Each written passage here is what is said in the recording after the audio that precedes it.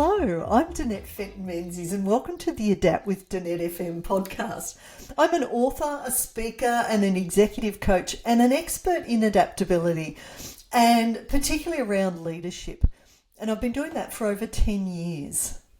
Jez, welcome in. Thank you. Hello, I'm the podcast producer, comedian, and the son of Danette. But I wanted to give a little bit more about Danette. So Danette, you are the co-founder and director of learning of Magical Learning, which has been running for over 25 years as a training and facilitation company, specializing in leadership, finance, and actually making learning enjoyable.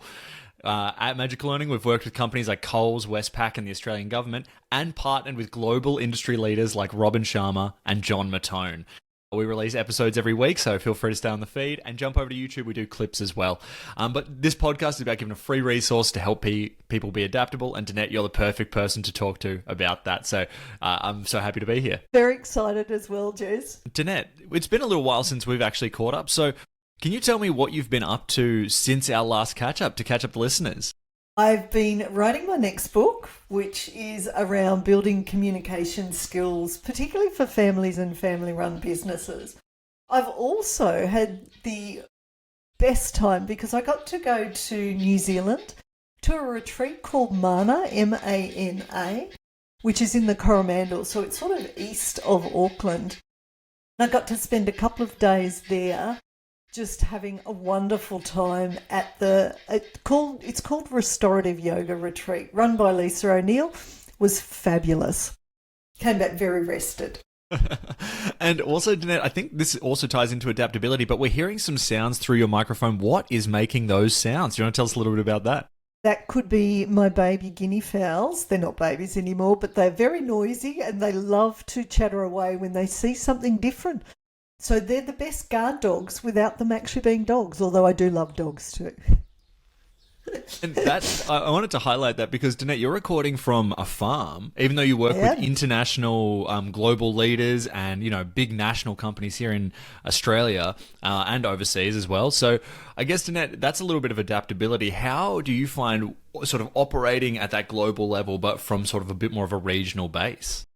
Well, I have to say I'm very blessed to live on a farm, literally I say in the middle of nowhere, and we have great internet. So there's a local provider who bounces the NBN, which is Australia's internet, out to our farm, which is about half an hour out of town. And so that allows us to be able to run a business from a farm in the middle of nowhere. And when I need to, I travel. The wonderful thing, but is a lot of the big clients, including international ones, are perfectly okay doing a lot of work online. And I actually really love online. Once you get used to it, it allows people to learn and not necessarily lose a lot of time due to travel. I also love face-to-face, and I feel very blessed that I can do both. Yeah, it's great, and it's a great system, and I think a lot of people would love to live that lifestyle. So I think it's very exciting that you're sort of showing people the way to do that. Well, Danette, I think before we get into today's conversation, we've got to jump into our first segment here, which is, of course, Adapt the News.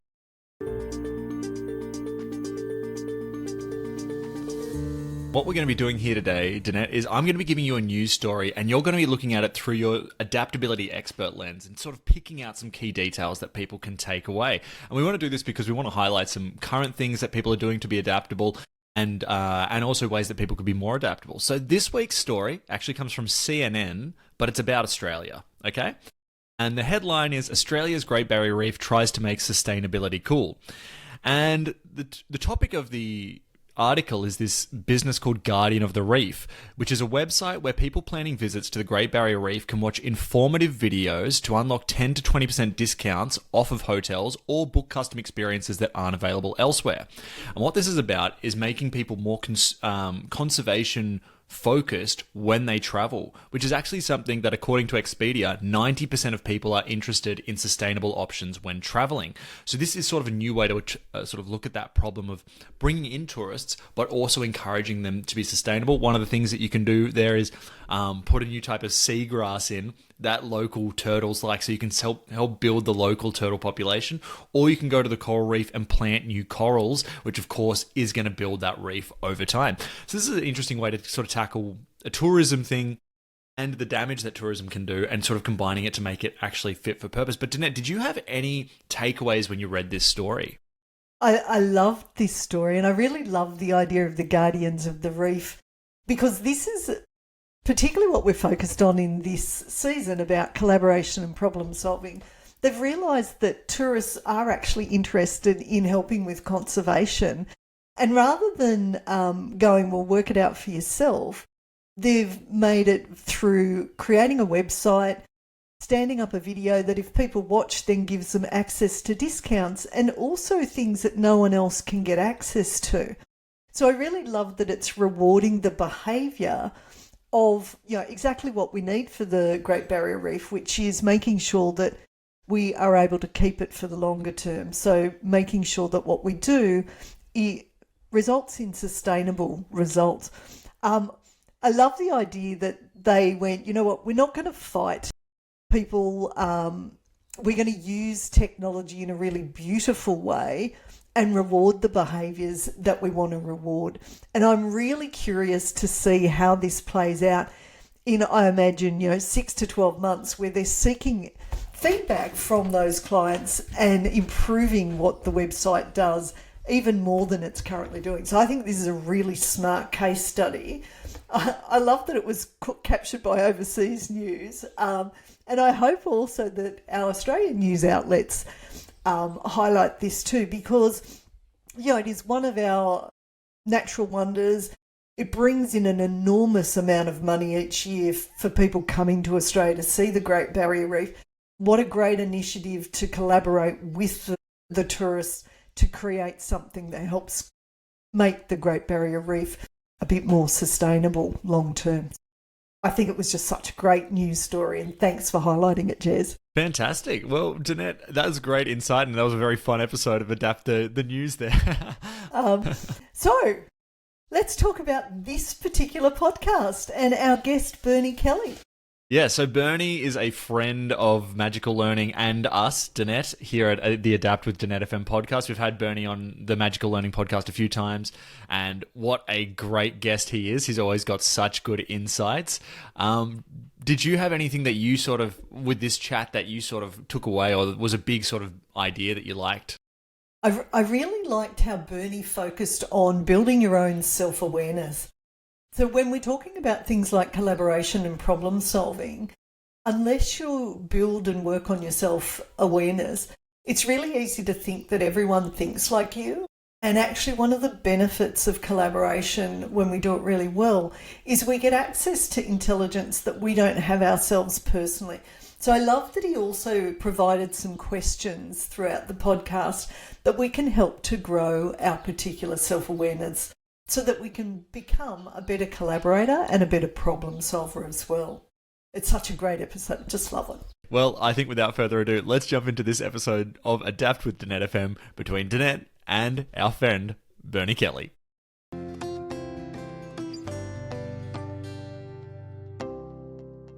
Hello and welcome to season 2 of Adapt with Danette FM. And this season we're focusing in on collaboration and problem solving. And in today's conversation, we're going to do a bit of a deep dive into collaboration as the focus. So I'd love to introduce my guest, Bernie Kelly, and I'm going to hand it over to Bernie to introduce himself. We've had lots of good conversations, so I know you as listeners and viewers are going to really love this one. Hey, Danette, how you doing? I'm really looking forward to this conversation. As we were saying in the lead-in, the pondering, my whole career has been immersed in collaborative problem solving and improvement work. And that actually makes for lots of ponderings, which we're going to dig into in this session here.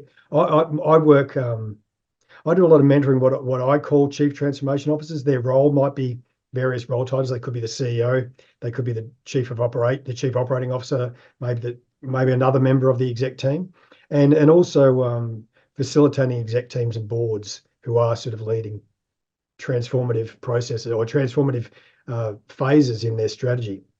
Particularly purpose-led organisations at the moment, I'm finding we've got the big intentions, but actually lining ourselves up with that intention is, I think, the challenge of our times for the purpose-led. Beautiful, love that. So we'll start on the first question, which is, what have you seen or experienced that helps you, particularly with collaboration? I had a career in leading supply chains across organizations and countries for big brands, global brands such as Kleenex and Smirnoff, Johnny Walker, and then at the sort of national Australian level, Golden Circle. So that sort of had me deeply, deeply immersed in delivering high performance outcomes across lots and lots of different people. And it's interesting reflecting in this topic of around collaboration, because I've done lots of reflection since, but 20 plus years ago, my work leading collaborations across organizations was already an international case study in the Master of Business program. So if you were to Google Bernie Kelly, the perfect pineapple, and Professor Peter Hines, who was the lead author on that, there's a whole academic piece on that stuff, which is fascinating. Tell us more. Well, it's interesting, isn't it? Just that whole, it was an industry at that time. It was actually a lot of different things going on. And in hindsight, it was multiple different food groups that were sort of leading. But the pineapple was this is when I was leading up the operations and supply chain for Golden Circle in Australia. And the pineapple was our champion product. We had a lot of other products, but the pineapple was the champion product. And from a collaboration point of view, the guiding question really, well, what is the perfect pineapple? Right. But then you actually get lots and lots of different people together. The growers, it was actually something that grew well and yielded the best for their farm. The transport companies, something that didn't damage too much. You could go along the whole value chain. We were working with Michael Luscombe. He was the general manager of supply chain for Woolworths at the time, that later became the CEO there.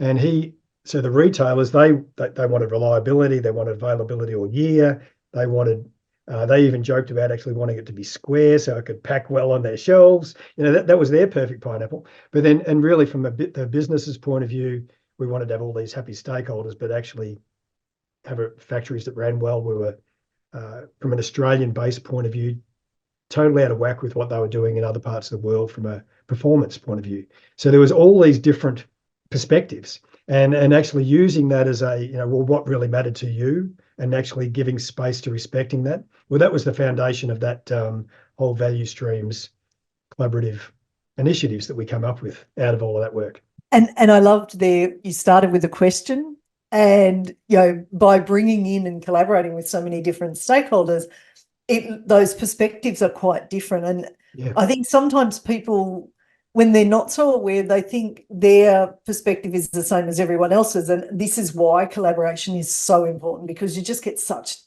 diverse perspectives. And I think that when you're having just transactional problem solving, you can ring up supplier A or B and go, hey, I need this for that. But I'd already, prior to that, actually had a lot of experience with the collaboration when I was with Kimberly-Clark, because we actually had equipment and operating standards that weren't in this part of the world. So there was no one. We actually had to collaborate with people to get them to lift to the level to be able to run our equipment at the pace that we wanted to run. So we actually had to, so you couldn't sort of just do that sort of transactional work of going out and saying, hey, supplier A, here's the spec. We actually had to work together to get all these, what's holding us back? How do we do this? So all of that sort of problem solving, which I think, that I think is really where collaboration really happens, when you're achieving things that you couldn't have achieved by yourself, or you couldn't have achieved, at the outset. And I love that, because you all already have made that linkage to the problem solving as well, because better collaboration obviously helps you with more perspectives, which helps with problem solving as well. Totally right. And so in the collaboration space, I really do emphasize that sort of zoom out, like what actually is the big picture here, what's happening in the world, and all these other perspectives that no matter who you are, we can't have all the perspectives. So really going big, global, sort of zoom out sort of thing, back down. It always comes back to, in collaboration though, back down to how well do I know myself and how I'm interacting with people, right? And so how do you zoom out, zoom in? And that actually is that's where the real mastery in this collaboration conversation happens, I think. Love that. And we're totally on the same page. So let's go to the flip side of that, which is, and you don't have to name the organisation, but could you share an example of poor collaboration, and particularly what were the impacts because it wasn't done well? Without being judgmental, I reckon that we fall into the trap. We, you, me, and everyone. But it is so easy to fall into what I would call poor collaboration, right? Now, there's obviously the train wreck end of this conversation, but I reckon actually the more valuable conversation for the people that are, I find the people that are following my work, your work, we're already proactive people, right? We're already good performers. So I'd rather move the conversation, not pour that end, but just missing, right? And I think there's a version of that collaboration where it's which I can fall for, others can fall for, which is just it's a little bit transactional in that I probably know the answer already, and I'm really doing a 1 + 1 = 2, and I'm calling it collaboration. And I think that's probably more like that's really common if you look around. Most government organisations at the moment doing it, most corporates doing that version of collaboration, even when we're not really necessarily intending that. So I draw a line here, which is actually that sort of grey version of collaboration, which is going through all the correct corporate managerial methods versus actually letting myself be a bit more expanded than that, where I'm actually going, well, I don't really know the answer to this, and I'm leaning in to a space that I don't really know where it's going to go next month. Now I'm doing all the rigorous stuff to make sure that's probably going in the right direction, but really the answer is going to unfold because of who I'm collaborating with, and that actually is good collaboration. And I think most of us, if we're not intentional, if we're not really super intentional, we drift back into this one here. And so that's that line there, I think, is where I like to call out. And yeah, you could sit around and even look at things that I've been doing over the last couple of years. You can see it is so easy to get excited about an initiative, jump into it, but then the people that you collaborate with are the ones that you sort of feel you've got a guaranteed outcome with. And that's a version of it's a diluted version of the power of collaboration. Great example. And yeah, even that insight about how you feel. So like if it's more transactional rather than relational, it's stretching you versus not stretching you. There's some indicators there that, oh, maybe I'm sitting on that fine line and maybe I'm not going just a little bit more. So that discomfort, and obviously the relational thing too, because when we're transactional, there's very often very low trust. Yeah. To relational, people go, hey, hang on, can we just go back a bit? So Yeah. I love it. No, I think for the people that are listening to this, right, there's the train wreck end of this conversation, which, like even when you use the word like trust, like I'm finding this with a lot of my clients now, they go, oh, no, we're all good trust. And you go, no, we're sort of in this middle zone, right, which is just the common version, which is not untrustworthy, but it's just not the same as the elite end. And I think there's really poor trust, which is a whole conversation to itself. But yeah, for us who are doing good work, being aware of this line is way more powerful. The line here between just blurry, regular day to day, and no, I'm really trusting you, and I don't know how this is going to play out, but I'm going for it with you. That's actually a different thing, right? Love that so much. All right, let's look at the next one, which is based on your experience. What tips would you have for others, including perhaps young people? And Jez brought this into the question because there'll be young people that are just starting out in their career.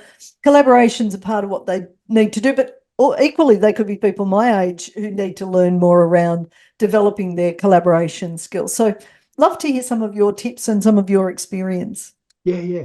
Firstly, I just want to call out that this question, when the young people part, did trigger me a little bit, because I think I work with accomplished leaders, but it's really fascinating to me that the age demographic isn't, you could be 25 and already be an accomplished leader, right? So and what I mean by that is that people who are having a go and they've done some stuff and they come back again is, so I think that, so I'm speaking to all like accomplished leaders, people that are having a go, coming back again and having a bit of reflection and maybe listening to things like this.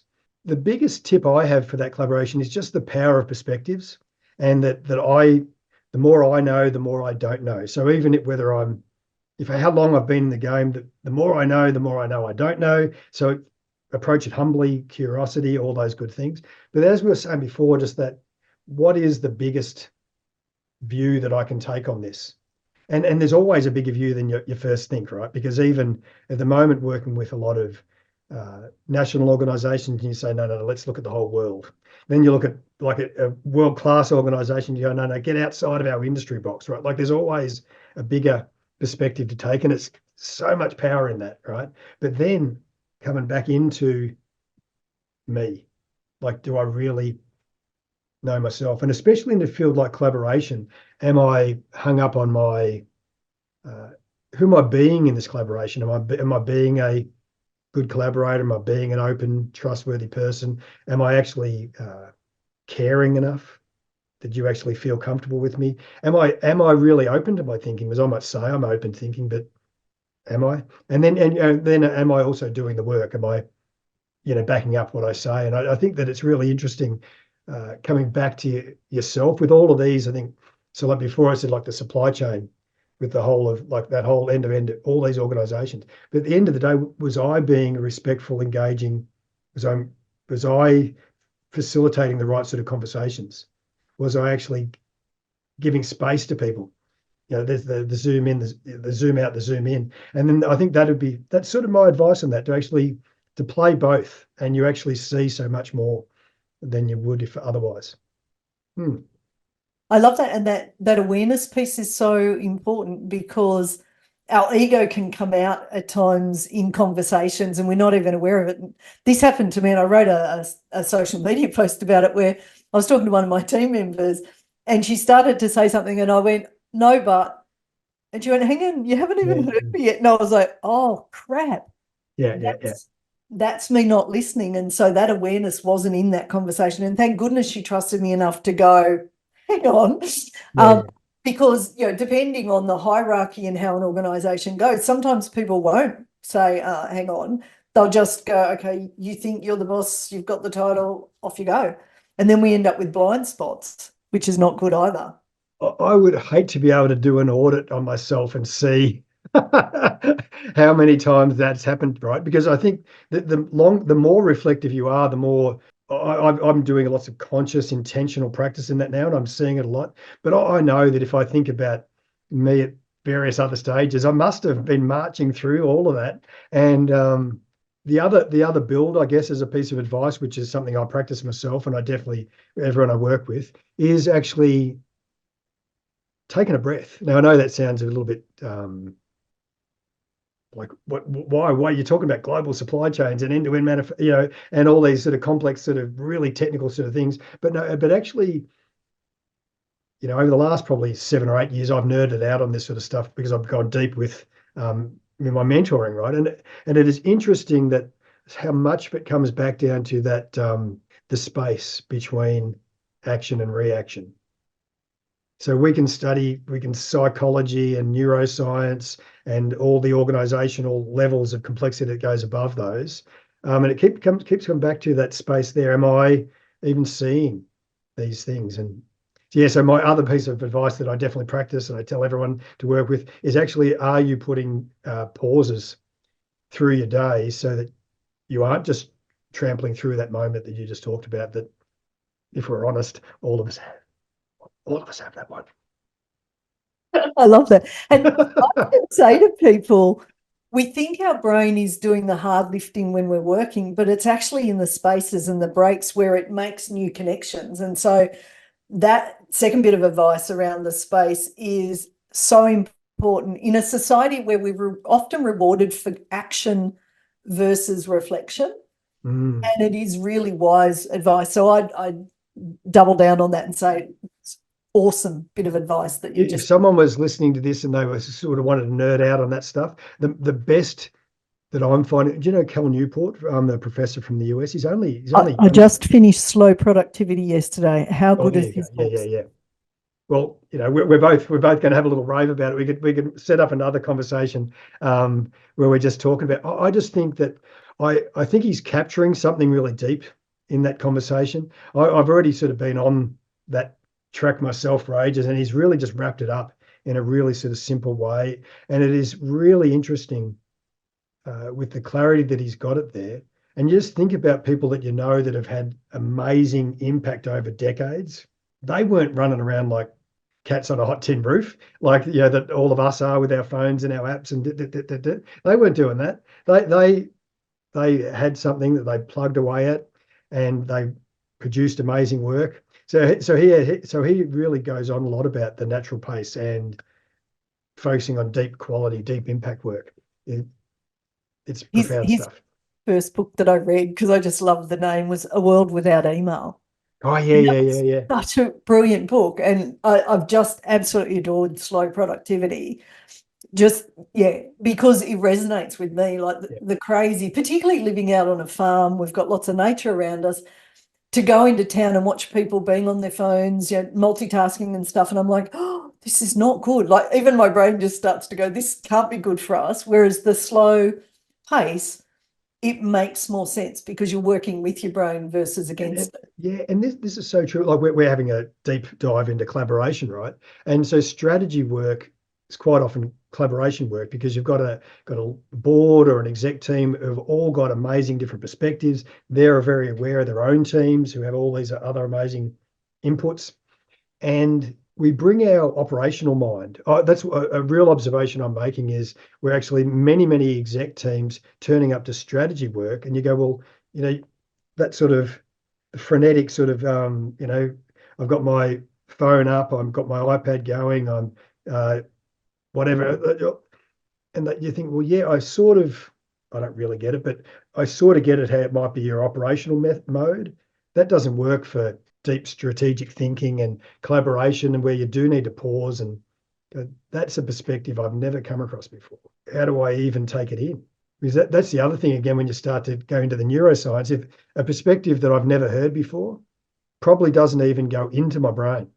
Like it's just, I don't even let it in, so so here I'm saying I'm turning up for strategy work. I've slotted it in for 45 minutes. Danette's got 3 minutes to talk. Like, like 1 second. Oh, it's so true. And yeah, if we're not slowed down, you're literally right. We're not going to pick up that perspective. And yet that's where the genius, because it's like, oh, I never realized that. Mm. Wow, that's really shift. And even Cal Newport's, that first book, when I saw the title, I'm like, A World Without Email. Whoa. That, because everyone was complaining about, and I think I read it Yeah, in the middle of COVID. And so even just pausing to look at that title and go, yeah, wow, what's that yeah. about? How can that happen? Was enough to give me, I spent the day and I literally read the book in a day because I was like, I want to learn about this. But then I went back to the business and went, okay, where are we using email not effectively? And even like one really simple thing we changed in our business is that emails don't go out unless they're during office hours. So that send later part of our email now, that happens a lot. So that if I come up with an idea on the weekend, my team don't get it till about 10 o'clock on Monday Yeah, to yeah. give them time to ease in from the weekend. And that's a really just simple tip I, for I, them. I used to be guilty of that myself. I've got a restless mind. It's creative. It's got stuff going on off everywhere. And I used to capture that and copy like key team members. And yeah, so one tip that I took up years ago is I only send it to myself. And then sometimes, on a Monday morning, I look at them and go like, oh, there's 8 of these little little thought bombs. That back to the collaboration, but that's not respecting my collaborator. I won't give it to them. What am I trying to say in that pile of 8 emails? Um, I just trying to love do that. I love conscious. that. Yeah. That's beautiful. It's usually only one a weekend, so I'm like, okay, that can wait till Monday or Tuesday, or depending on the team member too, because they don't all work Mondays. So yeah. Hmm. So my next question is, I'm really interested. What's your favorite example of collaboration and why? Mm. I'm going to go back to my zoom out, zoom in thing, right? So at the zoom out level, I just think those really grand collaborations that made a massive difference to history. And you think so, like some of the ones that I think are amazing because they lasted over centuries and they've engaged thousands of people. So like the sort of the European Asia trade cycles that happened for hundreds of years, between families going through different ports and bringing together all these different. When you look at that, and they didn't have email. We were just chatting about email. They didn't have any of this tech stuff we had, but they produced amazingly their outcomes. that they were delivering over decades, centuries is just, so I just think that's an amazingly complex web of humanity. Another big picture one like that, when you think about what the Allies did in World War II, all the different things they pulled together, like humanity had never pulled together so much human and technological capability before. So that's another one that ranks up there in my big picture. And then the other one, which I think is probably a classic, is just the man on the moon. And again, there's so many, just from a focus, from a shared purpose point of view, just there's a lot of good value in that story as well. Great examples, and for many of them, when you think NASA would have had computers back in those days, but in the trade stuff between Europe and Asia, it was the boat came in, the ship came in, and they made it work. And often, long distances, not a lot of communication, so a massive amount of trust that for a lot of times worked really well. So I love that example. Yeah. So I know someone I've been working with recently. So Judith O'Callaghan, comes from like one of those long-standing trading families, and it is really fascinating all the little customs and habits that they built in, and they taught each other to produce that reliability. Because I think again, when you look at amazing collaboration, there's stuff that you and I want to think about, but there's stuff we don't want to think about. And the stuff that we don't want to think about is good if you and I have already agreed it, we've locked it away, right? So that we can build on better things. And I think great collaborators are doing that all the time. They're actually having those confirmation conversations, and we set up rituals that go, yep, that's something we've locked in. Now we're looking at the next thing. And that's actually where those sort of really long-standing collaborations, I think we can learn a lot from. Great example again too. I'm going to do the zoom in though, because you can't avoid the zoom in. And I think that the zoom in, the best example I think is actually like a marriage, because you don't know the challenges you're going to face. You don't know the twists and turns where the other person's strengths, your strengths or weaknesses are going to appear, but you actually work through amazing things together over time. And I think that in that really smaller, or when I say more zoomed in version, there's nowhere to hide either, right? Like up in the big scale, lots of good players and maybe some less the good players, but down here it's actually, there's nowhere to hide, right? It's actually, what am I doing? How am I going? Am I actually being the generous person? Am I doing all the things that I would like to be doing in this collaboration with shared purpose? I love that. And marriage is like, that's such a great example, and also a metaphor for people to think about. You don't have to be married, but those really strong relationships you can't hide. I think that marriage is, when we're a collaboration. So a lot of people think about collaborations on the upside, like that like I want to grow a business. Who can I collaborate with in another part of the world, for example?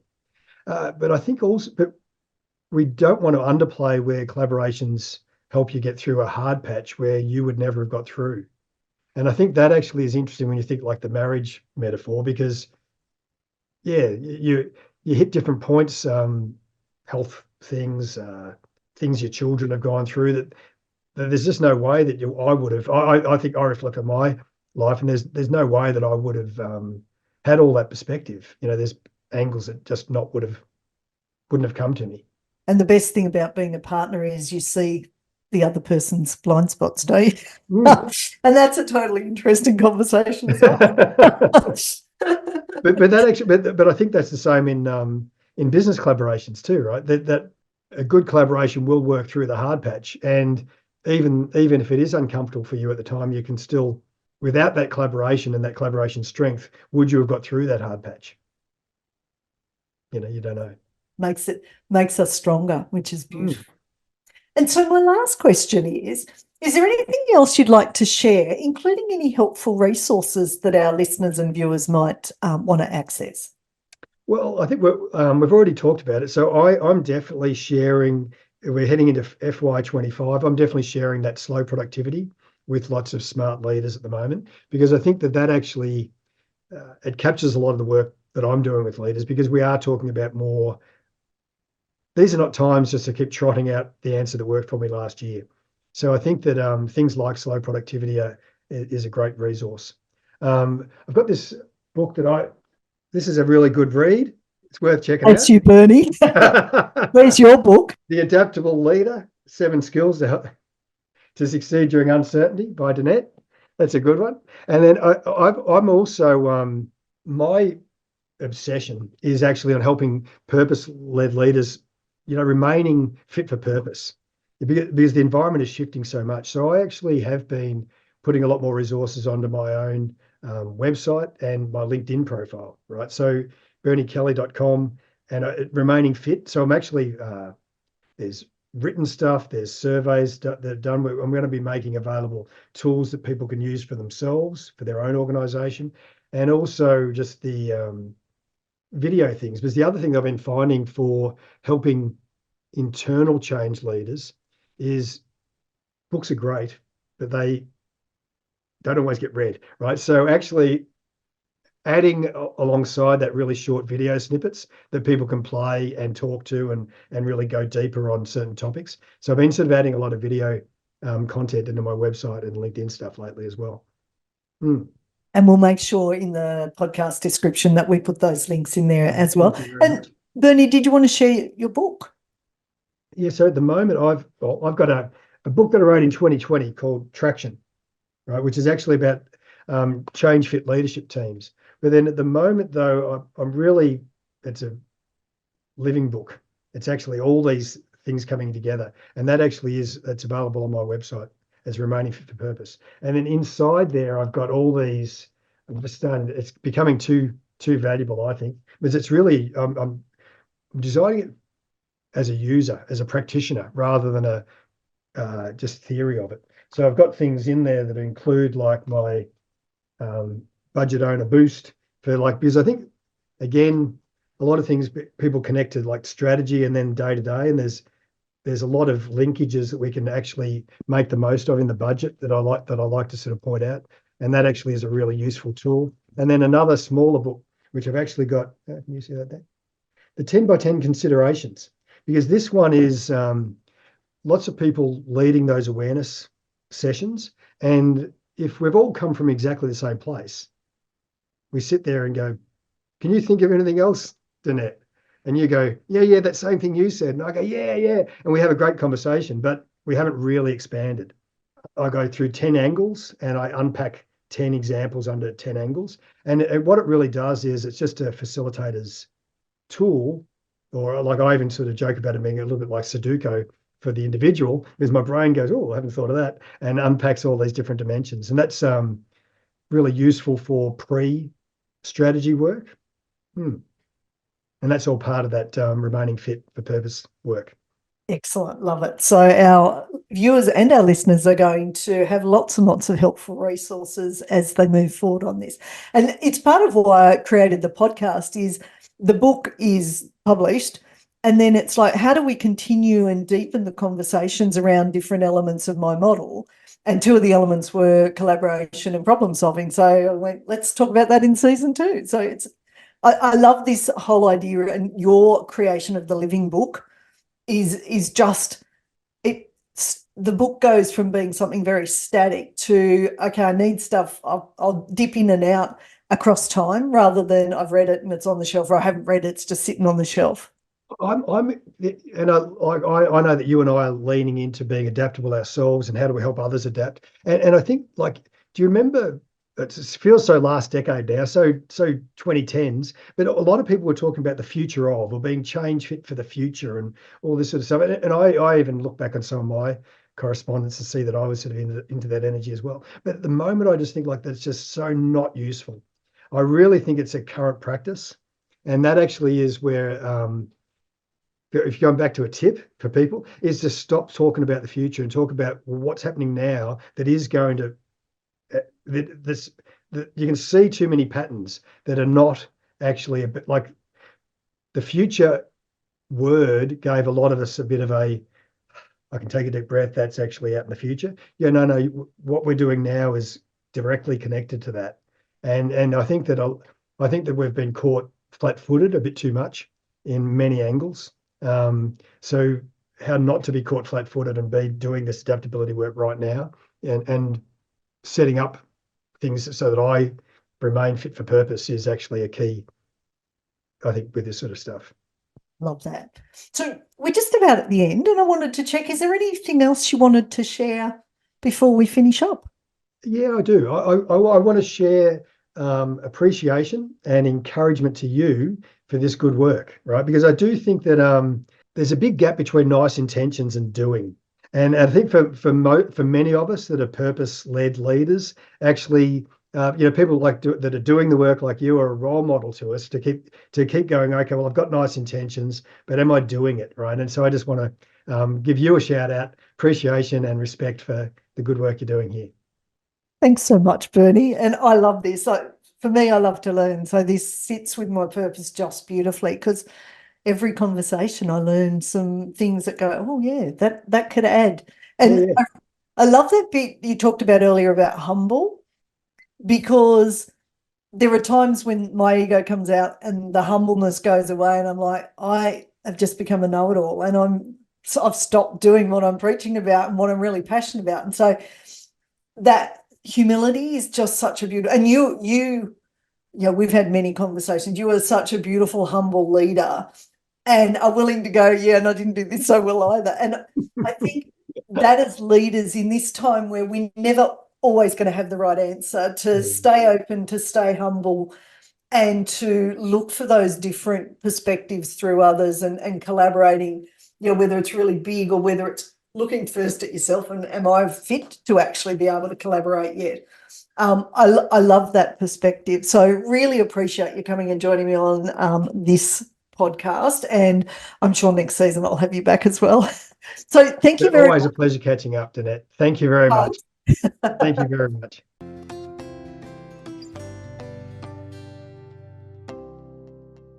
Alrighty, well, what a great conversation, and as always, great to see Bernie again. Love to catch up with him, and it's always a pleasure. When he sends me an email, I'm always like, yes, great to see what Bernie's up to. Yes. So, Danette, with that conversation, I mean, Bernie covered a lot, and you both chatted about so many things, but what were some key takeaways for you? I loved how many stakeholders he brought into that perfect pineapple conversation. And I really liked the bit he said, and I'm going to read it out so I make sure that I am quoting him correctly, that his biggest tip on collaboration is the power of perspectives.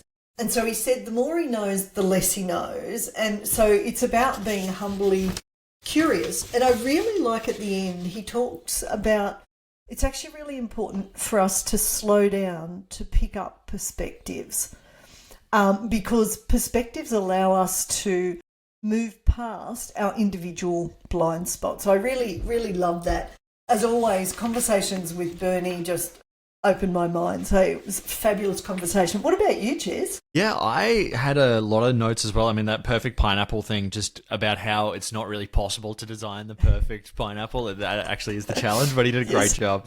But I liked the bit, and this comes up in later episodes as well, but the sort of topic about how some people think collaboration is, I have an idea, I'm going to bring it to you, and then that's the collaboration, and you can just sit and ignore it, and, you know, people may feel uncomfortable to challenge it. Yes. But he said that's not what it's about, and it's about taking that natural pace, exactly what you talked about there. So yeah, no, I just thought he had so many great insights. I thought it was interesting how he talked about World War II and how that was such a good example of collaboration as well, and that's so true. You know, you can get things done really quickly if everyone's really on the same page. Yep. So I thought that was fantastic, and as always, great to catch up with Bernie again. Yes, totally. Well, speaking of catching up with people, Danette, it's time to go to our mailbag segment. So let's check out that new logo.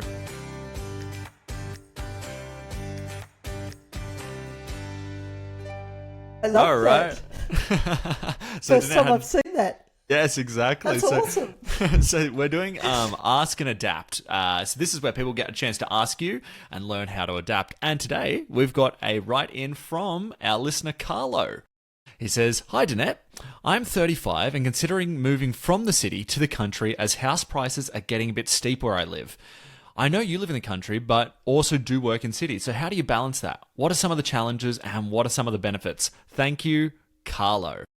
Carlo, what a great question. And I'm always going to favour living in the country. There are so many benefits not just cheaper housing. One of the things I find about living in the country is there's a lot more connection often, because even though your neighbours are further apart, there's this whole thing in the country about people are curious because they need to look after each other. So I love that from an adaptable perspective, because when we feel like people have got our backs, we tend to work with our brain better. So I think what you'll find is living in the country, lots and lots of benefits, including things like just being in nature, which is really good for our mental health and our physical health as well.